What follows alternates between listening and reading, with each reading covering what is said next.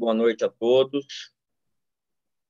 É um prazer enorme estar aqui com todos vocês hoje, né, discutindo um tema tão importante, né, envolvendo, né, a saúde das mulheres, da população transgênero e tudo que envolve essa questão relacionada à mastologia, à radiologia da mama, aconselhamento genético nessa população. E hoje, né, nós temos, então, duas convidadas muito queridas aqui da sociedade. Primeiro é a doutora Daniele Mendonça, radiologista, especialista em mama, e a doutora Elizabeth Lucas, geneticista, membro da Sociedade Brasileira de Genética Médica. E hoje nós vamos conversar, então, sobre a população transgênero e sua correlação aqui dentro da mastologia. Um prazer enorme estar com vocês, vários colegas entrando, e acredito que, em respeito ao tempo, em respeito aos convidados, enfim, acho que a gente já podemos começar na hora. Dani, é um prazer enorme estar com você, prazer enorme, né, poder assistir essa apresentação. Fique à vontade para compartilhar a sua tela e nos abrilhantar com a sua apresentação. Obrigada, doutor Léo. Primeiramente, boa noite a todos. Eu quero agradecer o convite, né, pela Sociedade de Mastologia Regional Goiás, né, em especial a doutora Degimar e ao doutor Frank. Né, o tema é um tema desafiador, né, foi bem desafiador para mim, e assim, né, um tema ainda inexplorado para todo mundo, né, não só aqui no Brasil, como no mundo inteiro. Vou compartilhar a tela. Só aqui agora. Agora espera aí. Deixa eu só compartilhar.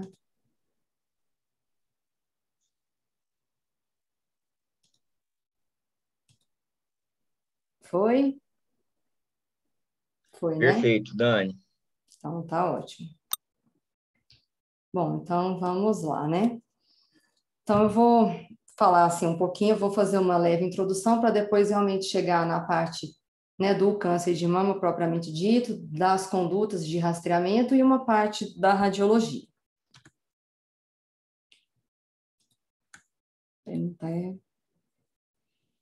Então, o número, né, de indivíduos transgênero, ele é estimado em 1 a 1,4 milhão de pessoas nos Estados Unidos, né, com base em um estudo realizado em 2016, e de 8 a 25 milhões de pessoas em todo o mundo, né, e prevê-se um aumento desse número de indivíduos que se julgam transgênero.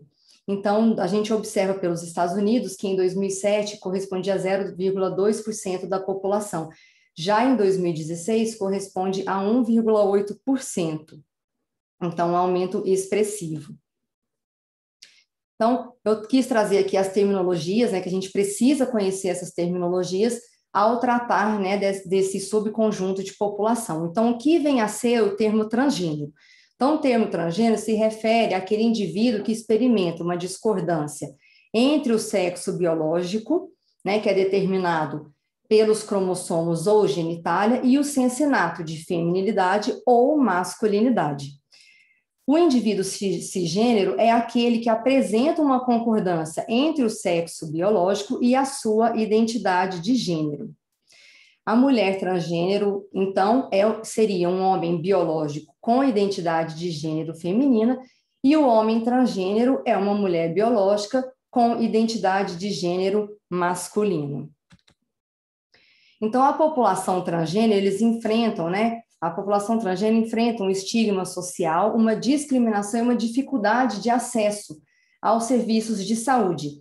Entre as causas, né, dessa dificuldade, a gente pode citar o medo de interagir com profissionais de saúde que não têm experiência com esse tipo de população. E outros fatores que também podem prejudicar, né, a ida dos pacientes transgêneros, em especial dos homens transgêneros, aos serviços de saúde, em especial os serviços de imagem de mama, são o layout e a decoração das salas de espera, que muitas vezes se remete ao rosa, que muitas vezes se remete ao feminino, né? Então, isso pode prejudicá-los, eles podem se sentir discriminados num ambiente desse.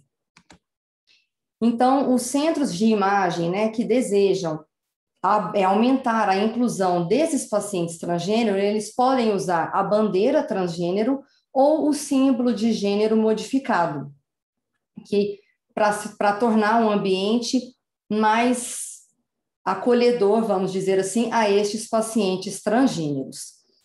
Outras coisas, né, que também as clínicas de imagem, em especial, devem evitar, seria uma linguagem, né, e umas imagens com gênero. Então, evitar até vestiários rosa, né, a camisola rosa, evitar tons neutros, e eles sugerem também até mesmo que os banheiros, né, não tenham, eles sejam neutros, né, em termos de gênero, e que de preferência sejam de box único, para não causar nenhum constrangimento a essa população transgênero.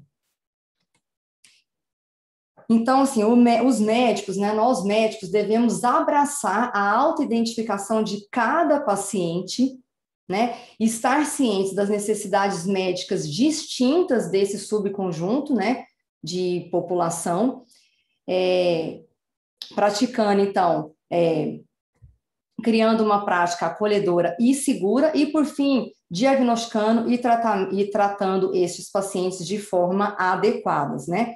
Uma das etapas mais importantes que tem no desenvolvimento e na manutenção dessa relação médico-paciente é a gente dirigir-se a este paciente transgênero usando a terminologia apropriada a cada um.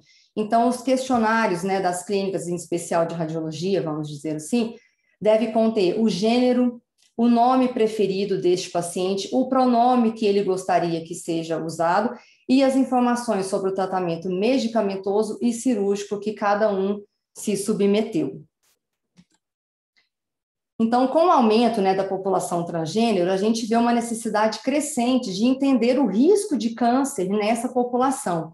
Então, aqui por esse gráfico, a gente observa aqui que em 2015 a gente teve 11 artigos publicados, e esse número foi superior aos artigos publicados no período de 2010 a 2014. Aqui também, em 2018, a gente observa um grande número de publicações de estudos de revisão e artigos específicos sobre a população transgênero. Então, com a crescente aceitação, né, cultural e social desses indivíduos, cada vez mais eles têm passado pelo tratamento hormonal de afirmação de gênero.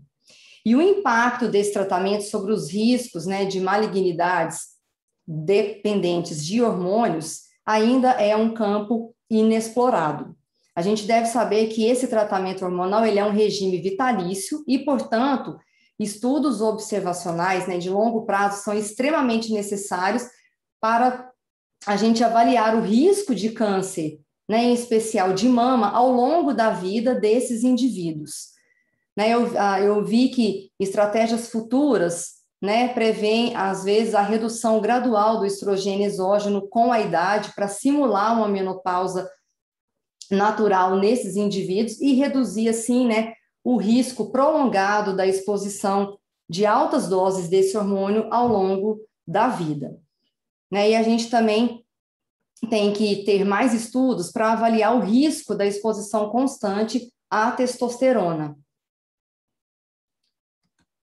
Então, agora vamos falar um pouquinho sobre o tratamento da mulher transgênero.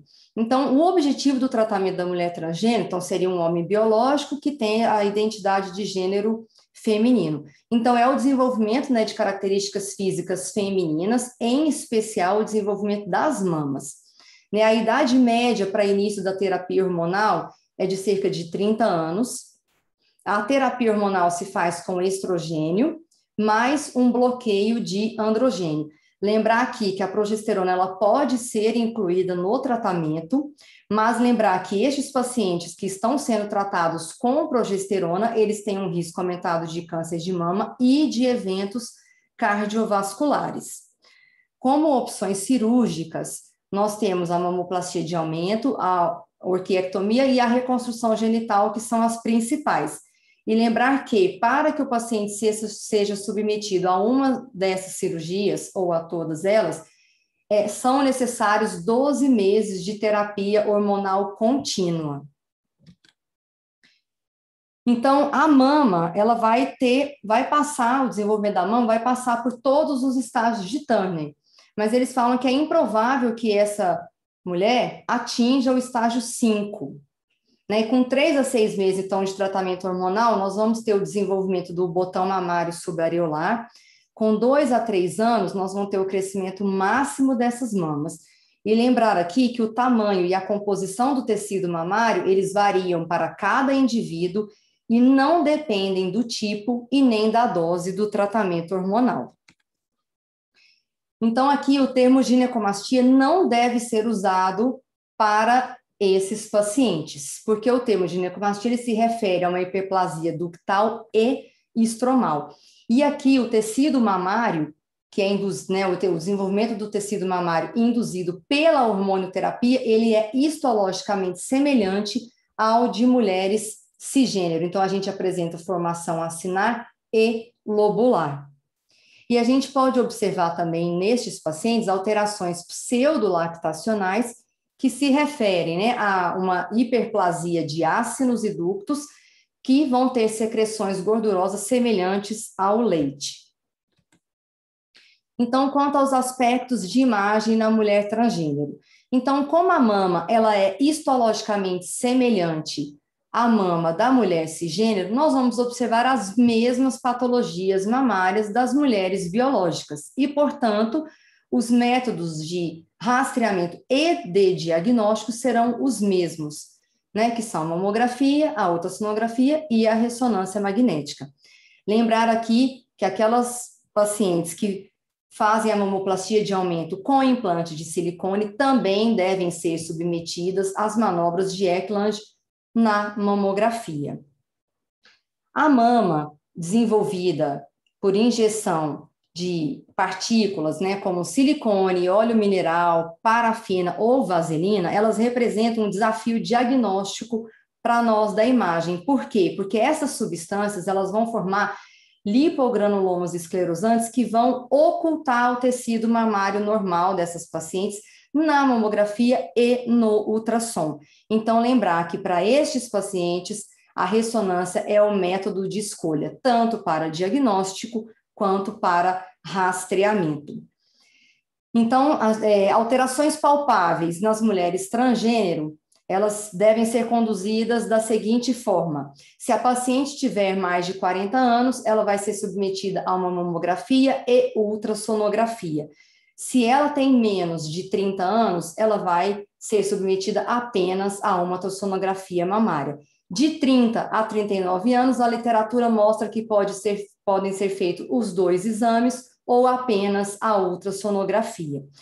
Frente a uma descarga papilar, é recomendado que, se a paciente tiver uma idade inferior a 30 anos, ela vai ser rastreada, ela vai ser avaliada através da ultrassonografia, e se ela tiver mais de 30 anos, ela vai ser avaliada pela mamografia e ultrassonografia. Então, em 2018, foram publicados 2 estudos de base populacional que avaliaram o risco atribuível à terapia hormonal nessas mulheres transgênero. E eles concluíram que não há um aumento da incidência de câncer de mama nessa subpopulação. Mas esses estudos, né, eles devem ser interpretados com cautela, porque eles foram limitados por um pequeno número de casos, né, e eles não fizeram uma estratificação de risco genético para estes pacientes.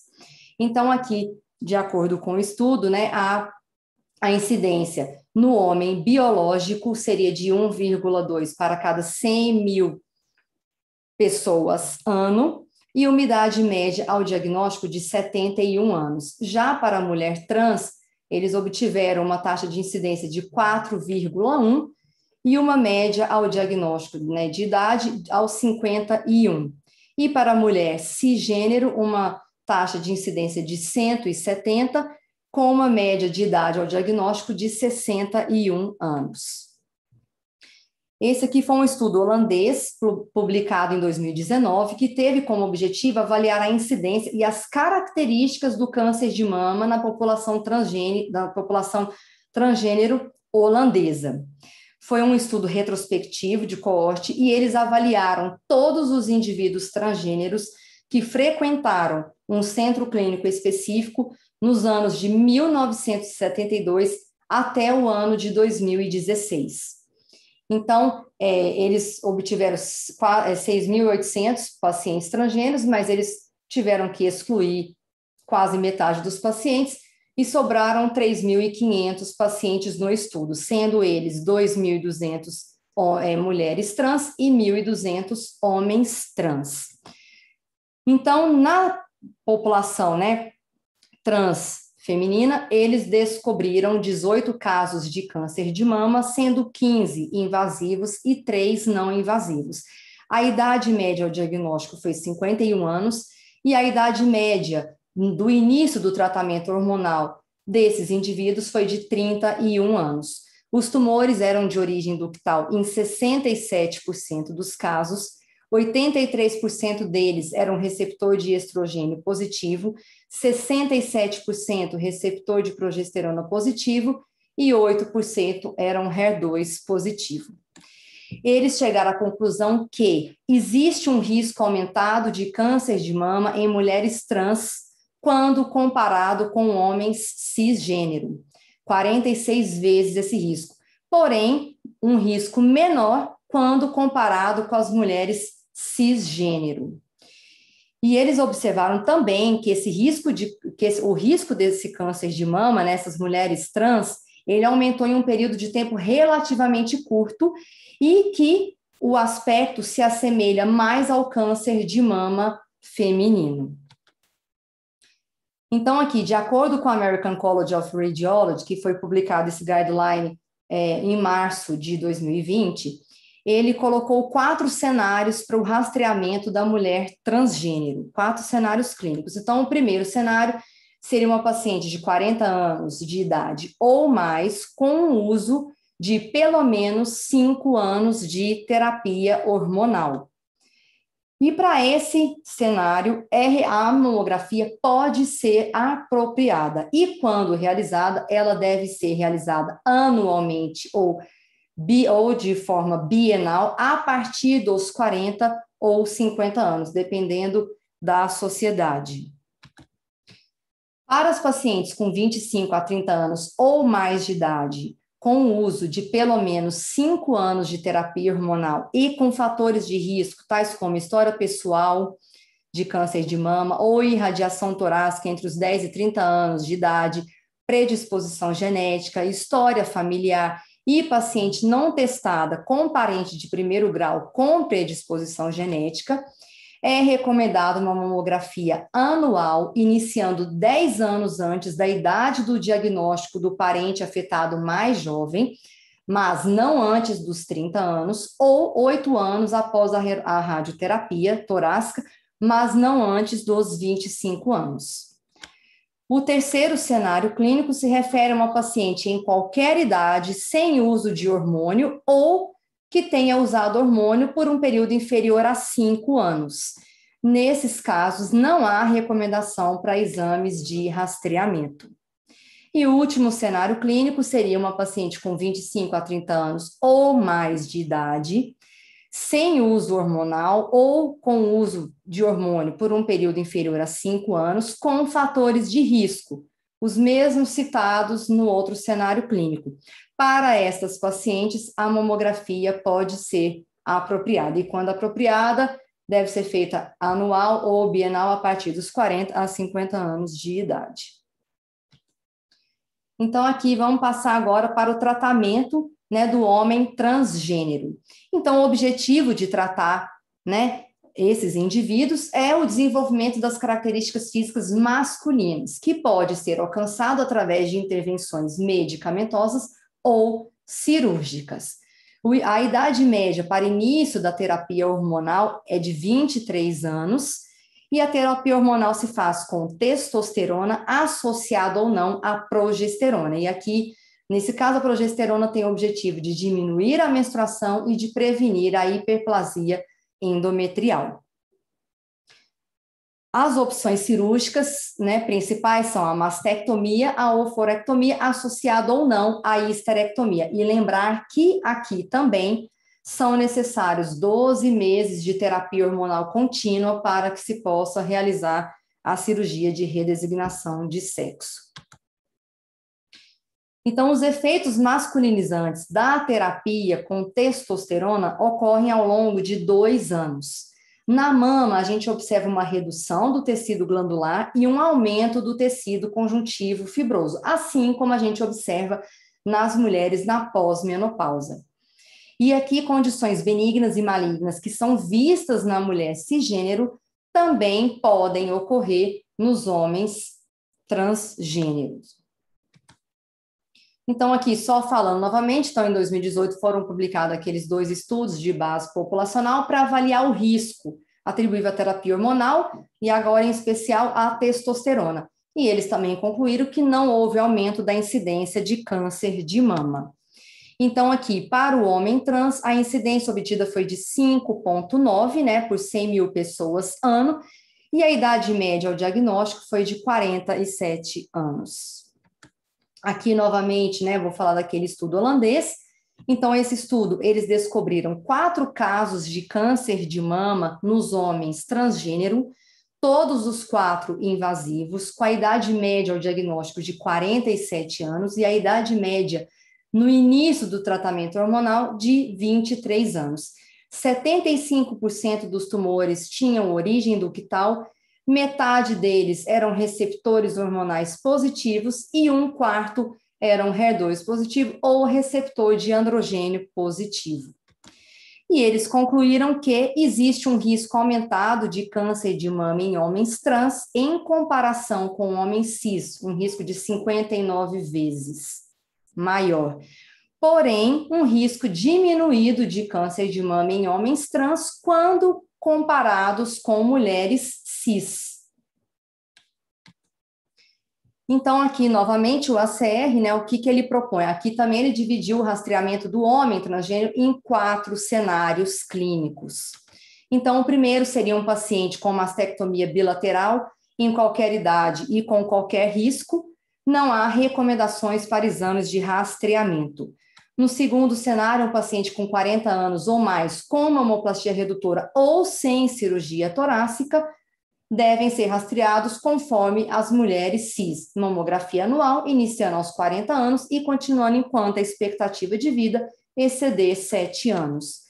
No terceiro cenário, um paciente com idade superior a 30 anos, com mamoplastia redutora ou sem a cirurgia, com histórico pessoal de câncer de mama, neoplasia lobular ou hiperplasia ductal atípica ou um risco de câncer de mama de 15 a 20% ao longo da vida, né, devem ter a mamografia anualmente, iniciando ao diagnóstico, mas não antes dos 30 anos. E lembrar que aqui, neste caso, a ultrassonografia e a ressonância magnética podem ser apropriadas. No último cenário clínico, seriam pacientes com 25 a 30 anos ou mais, com mamoplastia redutora ou sem cirurgia, com os seguintes fatores de risco: predisposição genética, né, ou paciente não testado com um parente de primeiro grau com predisposição genética, histórico de radiação torácica entre 10 e 30 anos, ou um paciente com risco maior que 20% ao longo da vida. Nestes casos, deve ser feita a mamografia anual, iniciando 10 anos antes da idade do diagnóstico do parente afetado, não antes dos 30, ou 8 anos após a radioterapia, não antes dos 25. Aqui, nesses casos, a ressonância magnética é recomendada como forma de rastreamento e a ultrassonografia pode ser apropriada, sobretudo nos pacientes com mamas densas. Então, aqui, só falando, acho que de uma forma mais resumida, né, que outro artigo trouxe uma forma mais resumida, então seria mulheres transexuais com fatores de risco e terapia hormonal com 5 anos ou mais devem ser rastreadas conforme as mulheres biológicas.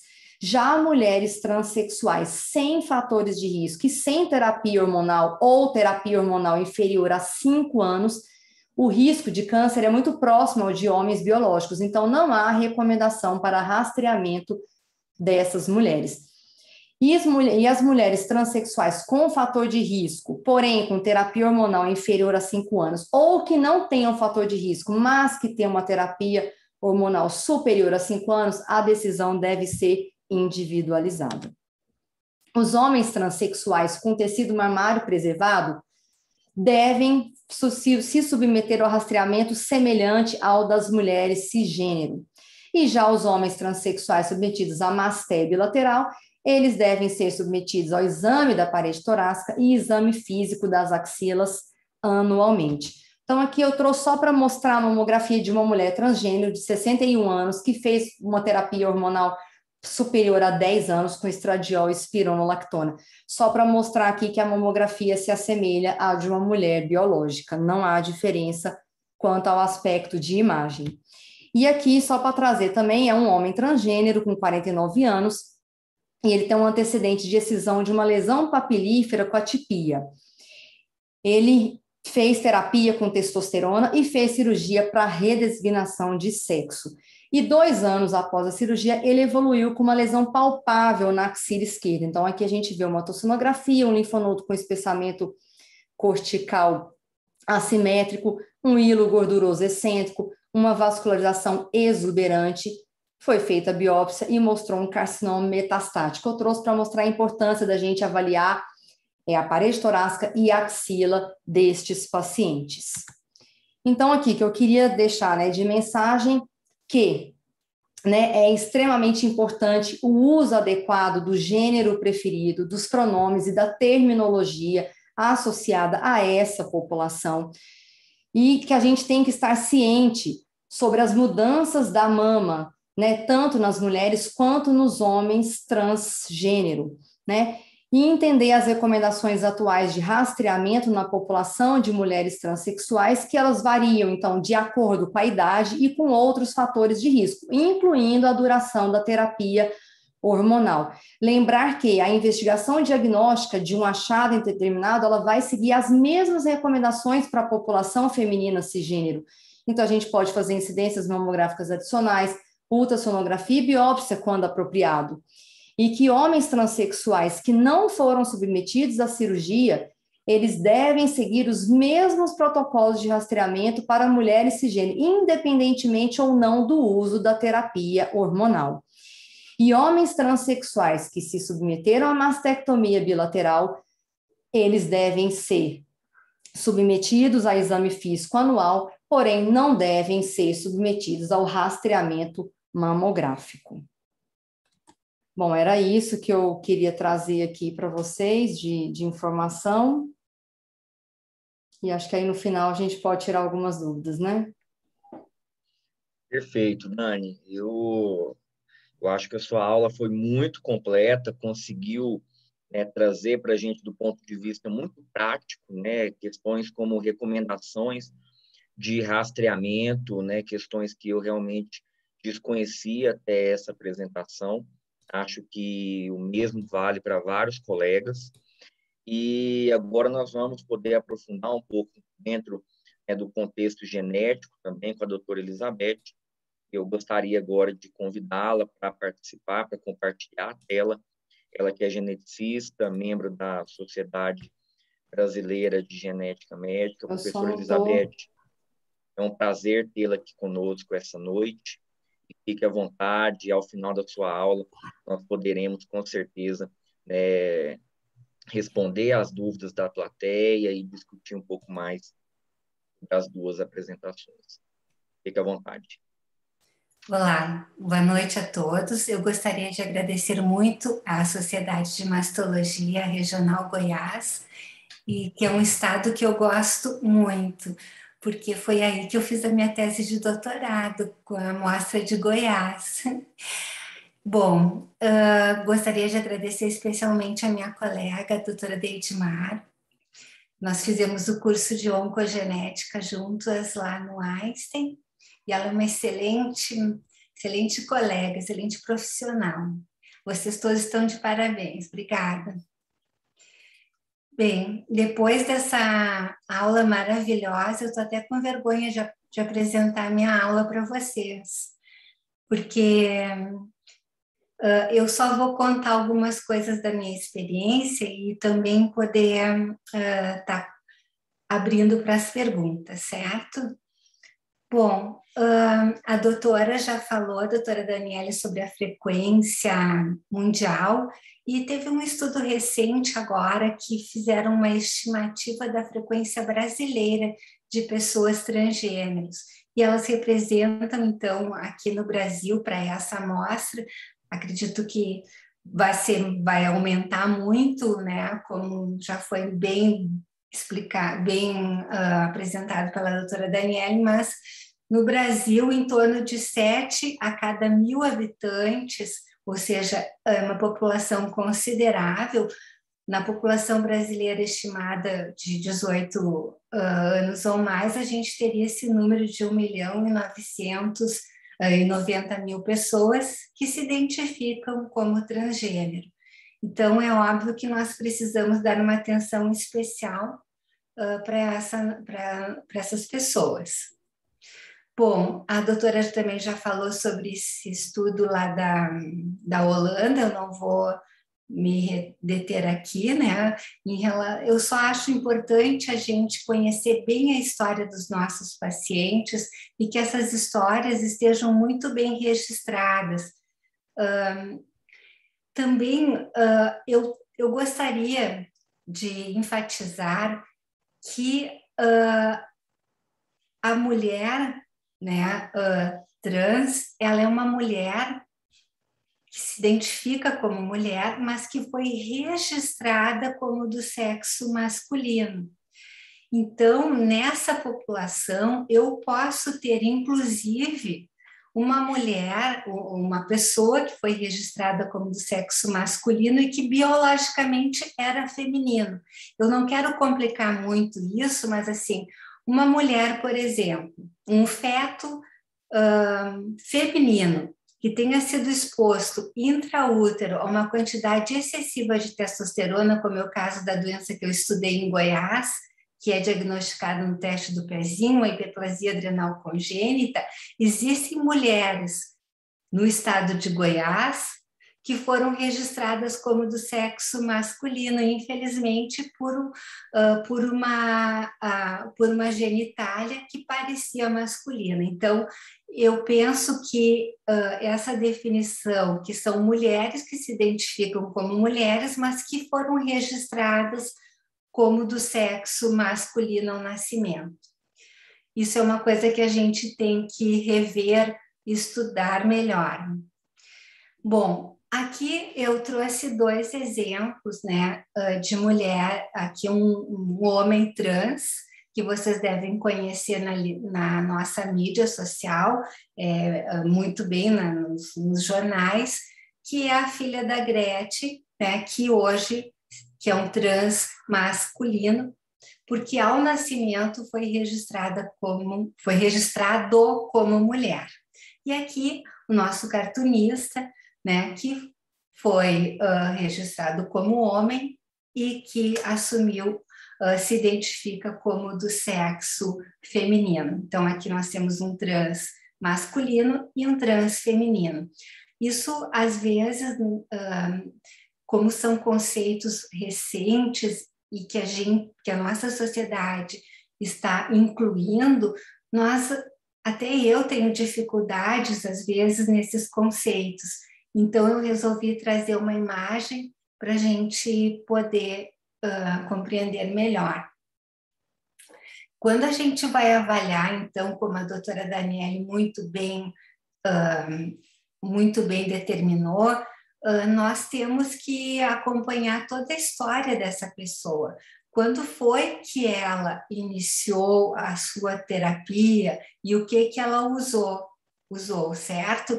Porque na história nós podemos estimar um risco para a população em geral, um risco familiar, que é aquela família que nós identificamos várias pessoas, várias gerações afetadas e que para nós somos de alto risco, ou que a gente fez um cálculo de risco que o médico oncogeneticista faz, mas que não identificou nenhuma variante patogênica no exame, e aqueles que a gente identificou, sim, uma variante patogênica. Então, esse risco vai aumentando conforme nós vamos delineando bem. Isso é muito importante, porque as pessoas têm que ter recomendações personalizadas para sua triagem, e que hoje eu aprendi bastante com vocês aqui, com a professora Daniele. Bom, isso aqui eu retirei desse artigo, e é uma questão importante, porque o Paul, nesse heredograma, ele foi dito que ele é do sexo masculino. Então, a mãe do Paul teve câncer de mama aos 35 anos, testou positivo, e a irmã também teve esse diagnóstico precoce. Se o Paul tivesse sido registrado como do sexo masculino, nós teríamos uma impressão clínica dele de rastreamento, de diagnóstico. Só que o Paul, ele era um transmasculino, ou seja, ele nasceu e foi registrado como sexo feminino, e após ele se identificando como homem, então mudou, ele é um transmasculino. E conhecer essa história muda totalmente os cuidados de saúde que nós teremos com o Paul. Nesse caso relatado nesse jornal, esse heredograma foi construído assim. E não é só no Brasil que nós temos dificuldades de contar as histórias e história clínica do paciente. Esse artigo foi muito discutido num grupo recentemente lá nos Estados Unidos, que eu faço parte, que é do City of Hope. Então, isso não é um problema apenas do Brasil, mas também dos registros de saúde de outros países do primeiro mundo, como é o caso dos Estados Unidos. Então, como é que a gente colocaria na genealogia este rapaz? Não há consenso, certo? Mas eu gosto muito desse registro, que é um rapaz, um homem, está representado como um quadrado, e que foi registrado como mulher. Então, essa é uma representação gráfica do heredograma que qualquer pessoa, quando for analisar uma genealogia, uma história clínica, vai determinar. Quando fizeram perguntas para grupos de trans, a maioria antigamente, nós representávamos assim, como um triângulo. E as pessoas trans não gostavam dessa representação, né? E também isso aqui poderia atrapalhar bastante a questão de saúde, história clínica. Então, o que está acontecendo aqui? Mas eu acredito que essa representação do NCCN é uma boa representação.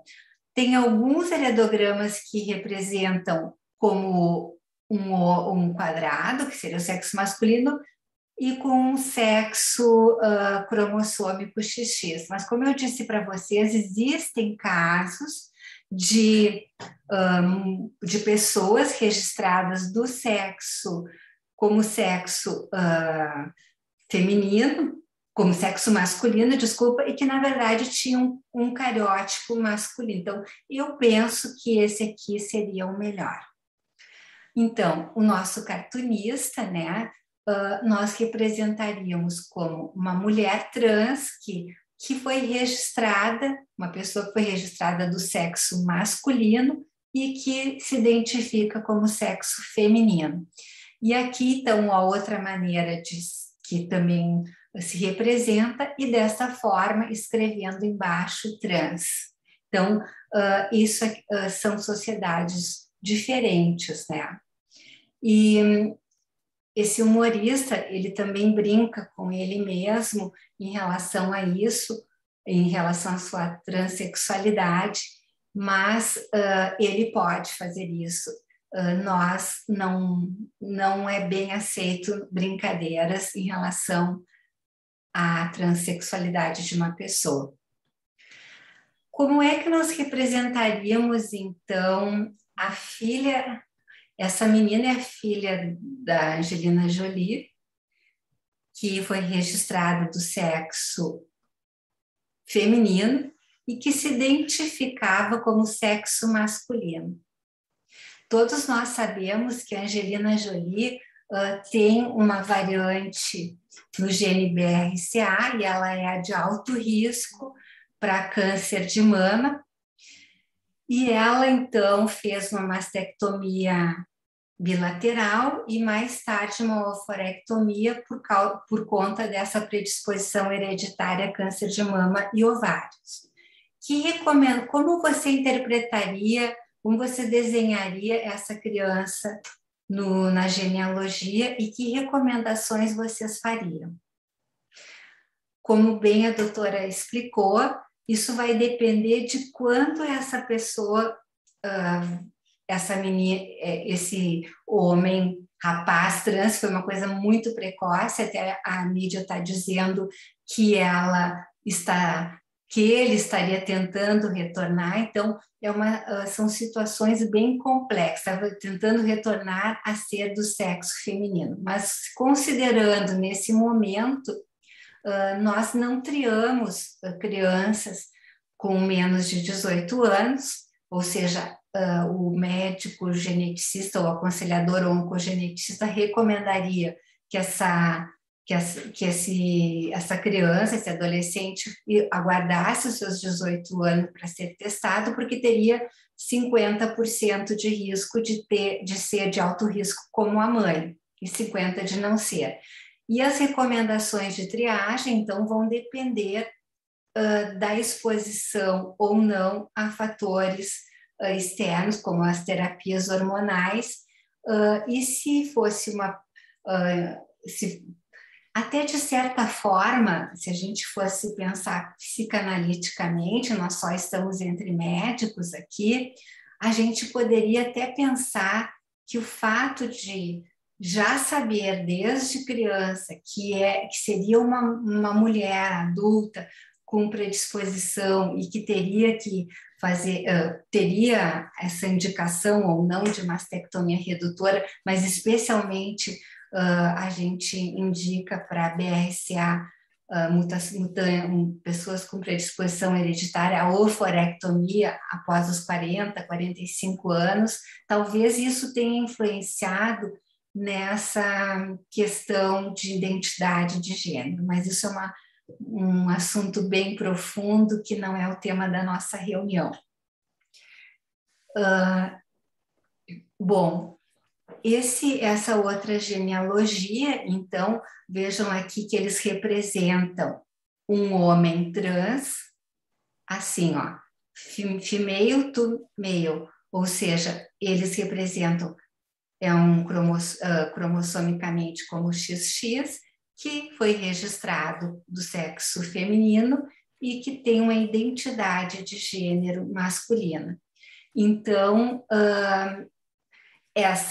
a mãe tem uma mutação em BRCA1 e é muito importante que essa genealogia tenha sido feita adequadamente para se estimular, para se estimar riscos e indicações terapêuticas para esse homem trans. Então, assim vocês vão vendo várias situações clínicas, né, que é importante tanto essa história pessoal desse homem trans. E, então, a história clínica é muito importante, tanto pessoal quanto familiar. E esses pacientes, então, os endocrinologistas, os cirurgiões, se a gente conseguisse no Brasil ter um prontuário único, o que é muito difícil, e se reconhecer todas as histórias, o que aconteceu com cada indivíduo seria fundamental. Eu já tive experiências dentro da genética muito complexas, assim, do ponto de vista de identidade. Certa vez, eu até estava comentando com a Daniele, eu atendia crianças que tinham sido expostas ao uso do crack, e chegou um casal no ambulatório do Hospital Materno-Infantil Presidente Vargas, um hospital que atende exclusivamente o SUS, e quando eu abri a porta, tinha um rapaz empurrando um carrinho e um homossexual. Ele não era trans, ele era um homem, se identificava como homem, mas homossexual. E essa pessoa, então, era a madrinha da criança, e eu imaginei que o rapaz que estava empurrando o carrinho seria o pai. Quando eu vou examinar a criança, eu notei que esse rapaz tinha uma saliência abdominal, e eu perguntei, o que tu tens? Eu achei que tinha cirrose. E era um homem trans que estava fazendo resignação de sexo e tinha engravidado. Então, assim, uma situação muito complexa. Como que eu vou representar na genealogia um homem trans grávido? Então, assim, nós simplificamos hoje mas nós podemos nos deparar com situações bem mais complexas. E nessa situação, eu, como médica geneticista, que estava vendo uma criança que tinha sido encaminhada para mim, com suspeita de disposição materna ao uso do crack, na verdade, essa criança era filha de uma outra mulher que tinha desaparecido e tinha deixado a criança aos cuidados desse homem trans grávido e do homossexual.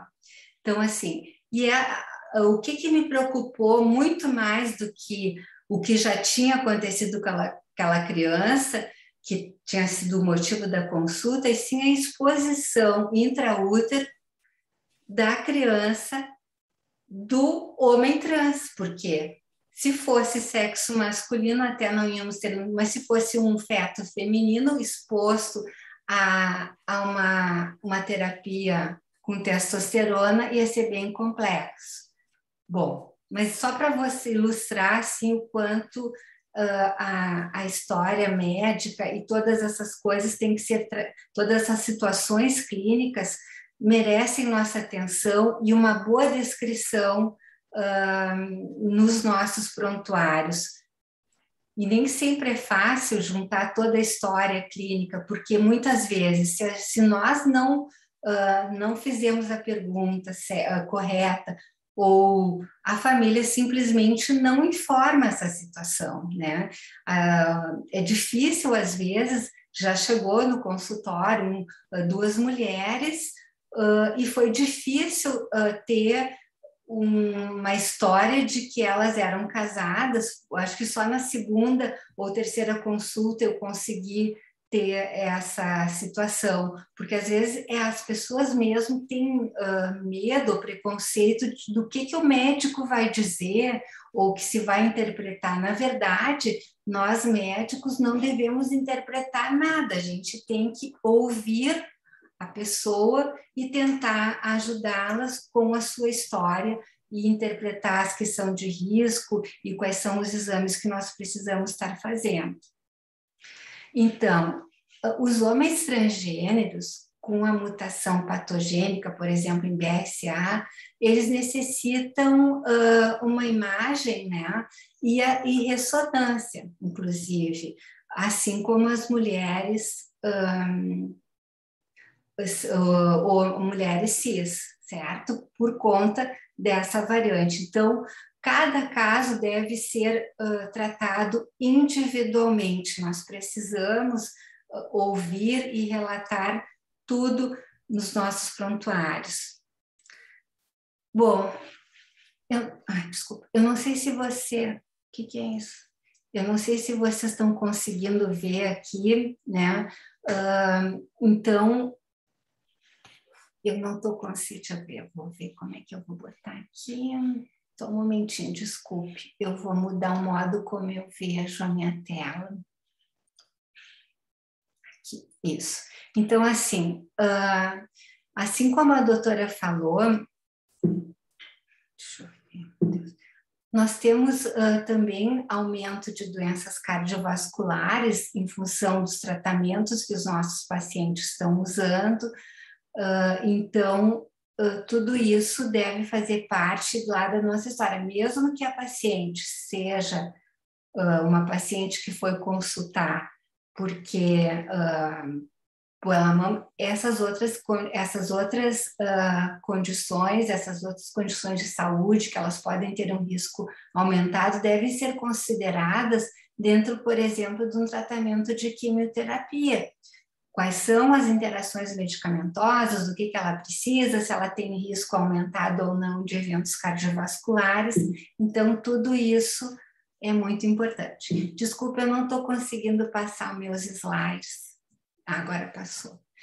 E aqui, que era o box 1, que eu não falei, que a doutora já afirmou bastante, o risco permanece pouco estudado, nós precisamos ainda ter os nossos registros, participar de estudos, né?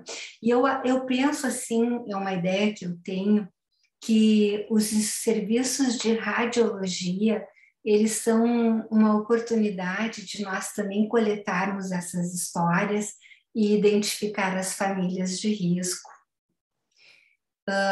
Bom, gente, gostaria de ter sido tão brilhante quanto a doutora, mas realmente a apresentação dela foi excelente. Se vocês tiverem alguma dúvida em relação a algum caso clínico que vocês queiram discutir comigo, este é meu e-mail, eu estou à disposição e eu gosto muito de conversar com as pessoas, então, e agradeço muito a atenção de todos vocês. Muito obrigado, professora.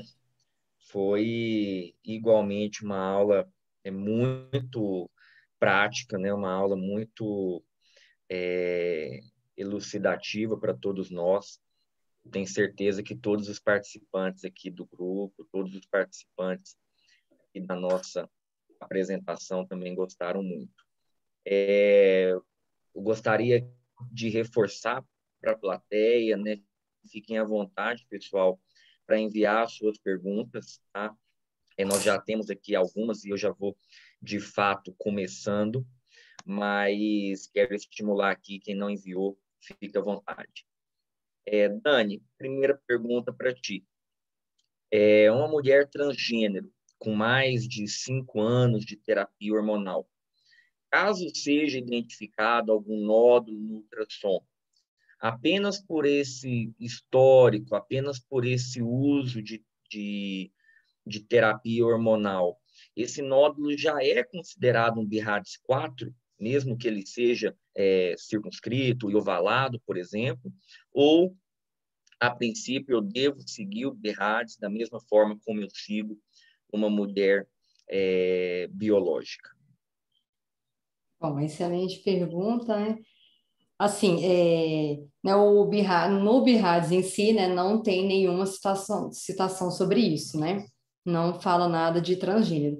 Mas, assim, extrapolando, a gente lembrando que uma mulher transgênero vai ter a mama histologicamente semelhante a uma mama de uma mulher biológica, então a gente tem que utilizar os mesmos critérios que a gente usa para a mulher cis. Né? Então, a gente iria avaliar as características deste nódulo, né? Seja a ultrassonografia, a mamografia e fatores de risco, na idade, se é novo, se não é, e usar toda a terminologia, o léxico, BIRADS, para poder realmente definir, mas só pelo fato dela ser mulher trans e ter feito a terapia hormonal superior a 5 anos, não vai colocar um nódulo com características de B3 como B4. Perfeito. Dani, usando esse mesmo gancho da terapia hormonal, queria perguntar para a professora Elizabeth se essa utilização, acho que eu posso até aumentar um pouco, mais de 10 anos, por exemplo, professora, isso muda um pouco na solicitação ou, de alguma forma, no planejamento, no aconselhamento genético desse indivíduo, ou essa exposição hormonal não aumenta o risco, não tem nenhuma correlação com as características, com os fatores genéticos? Então, como a Daniele mostrou, esse fato é levado sim em consideração, né? Porque sabemos que uma mulher trans, né? Ela tem um risco maior, me corrige, Daniele, que um homem cis de apresentar o câncer de mama, porque a mama dela vai ficar muito parecida ou igual uma mama de uma mulher cis, né? Então, ela tem um risco maior que os homens cis e muito parecido com as mulheres cis. Então, sim, a genética, ela não é determinante. Uma coisa que eu sempre falo para meus pacientes, a genética, ela é predisponente, e a gente pode mudar a nossa genética, ou seja, modificar para melhor ou não, né? Então, assim, as questões, sim, a gente tem que saber que medicamentos o paciente usou, a paciente, isso é muito importante, e cada paciente tem histórias diferentes, então, tudo isso é muito importante. Perfeito, professora. Queria perguntar para a Dani de novo, enquanto o pessoal da plateia não manda. Dani, nós já temos visto nos últimos anos, né, um volume muito grande de pesquisas, de estudos abordando o impacto da densidade mamária no risco para câncer de mama. Existe algo, você já viu algo a respeito, né, do padrão de densidade dessas mulheres trans com relação ao risco futuro dessas mulheres terem câncer de mama, ou ainda muito inicial e nós ainda não temos dados sobre isso? Não, especificamente assim sobre isso eu não achei, mas nos artigos, né, que eu li falava sobre isso, que igual que eu falei, que às vezes o tipo da mama, né, até a questão da densidade não vai depender tanto das vezes do tratamento, assim, da duração do tratamento e nem da dose do hormônio. Às vezes a mama pode ser mais ou menos densa. Eu vi algumas mamas tão densas quanto realmente de uma mulher cis. E lá no artigo, inclusive, fala isso, que seria, né, um fator de risco independente também para o câncer de mama, assim como nas mulheres cis. E eles até falam que, inclusive, tem uma teoria de que a testosterona, tem duas teorias na literatura, uma que a testosterona, ela reduz o risco, né, de câncer de mama através da redução da densidade das mamas. Então, aquelas mulheres cis que estão usando testosterona, se a gente diminuir a densidade das mamas delas, também diminuiria o risco de câncer de mama. Perfeito, perfeito. Doutora Elizabeth, uma pergunta da plateia com relação à vigilância da próstata, né? Deve seguir as mesmas recomendações? Tem alguma particularidade com relação à próstata ou, a princípio, seguimos as recomendações padrão? Os homens, quer dizer, as mulheres trans, né, elas devem seguir as recomendações dos homens cis, né, não tem diferença porque a próstata está ali, e existem muitos poucos estudos sobre a questão do uso de hormônios femininos. A princípio, se nós formos pensar assim, grosseiramente, aparentemente haveria uma diminuição, mas a gente não sabe, é só um achômetro mesmo. Se eu estou com esse paciente na minha frente, eu prefiro sempre pecar por excesso e recomendar que os exames sejam feitos igual à população, porque tem a próstata ali, né? Nós não sabemos exatamente. Perfeito. E já na sequência, né, aproveitando essa deixa, mulheres trans têm indicação de gonadectomia em caso de mutação de BRCA? Em mulheres. Mulheres trans, né, com Então, a mutação mulher trans A mulher trans é um homem é um biológico. homem. Então não tem ovário, já nasceu sem ovário. Opa, então A não ser o assim, ó, homem, mas a é gente o homem trans, o né? homem trans, sim. não, mas poderia, assim, nessa situação, se eu, levando aquele caso extremo de uma mulher que teve hiperplasia, que sofreu, que nasceu como sexo, a genitália externa masculina, ou seja, as mulheres com hiperplasia adrenal congênita, ou seja, sexo cromossômico XX, elas podem ter uma quantidade tão grande de testosterona na vida intrauterina que elas têm podem ter um falo do tamanho de um pênis e os pequenos lábios se fundem em linha média e o pediatra pode achar que aquela é um menino com criptorquidia. Então, assim, essa mulher, se a gente for pensar nesse caso, seria uma mulher registrada como homem, né? Mas que se identificou no sexo feminino mais tarde,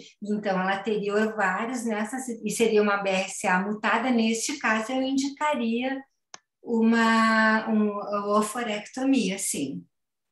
Ainda mais que ela não gostaria, eu imaginaria que se ela quisesse ter. Uma coisa muito importante nessas situações.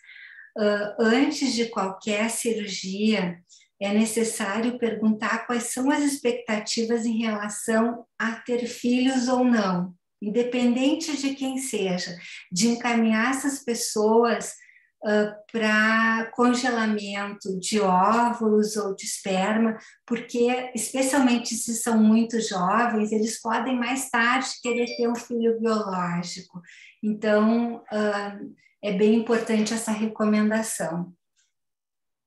Léo, só Perfeito. complementando aqui, que geralmente o tratamento até do homem transgênero, né, o tratamento cirúrgico, ele já inclui a oforectomia, e aí pode ser feito associado ou não com a esterectomia. Então, muitos já para a cirurgia de redesignação de sexo já fazem a oforectomia.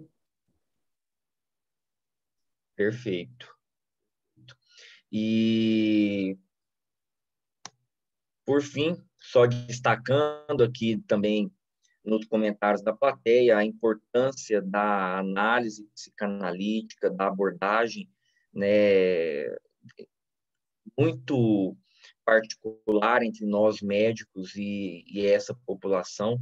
Eu queria apenas pontuar a importância, né, de todos nós termos esse tipo de capacitação, esse tipo de abordagem, né, para que, diante, né, de um cenário de consulta, um cenário de prática, de vida real, que a gente possa, então, já ter uma bagagem, tanto em questão de nomenclatura, quanto em questão de conduta, né, para que possamos, então, nortear as nossas condutas de uma forma mais apropriada.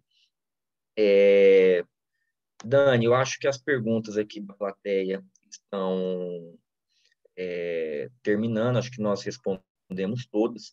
Eu vou novamente, em nome da Regional Goiás, agradecer a presença, né, da professora Elizabeth, a disponibilidade, a participação, a bela apresentação.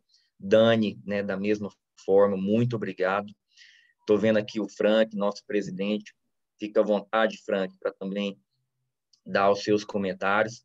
E queria passar a palavra final para vocês, para fazer as considerações finais, e fiquem à vontade para fazer também qualquer outro apontamento necessário.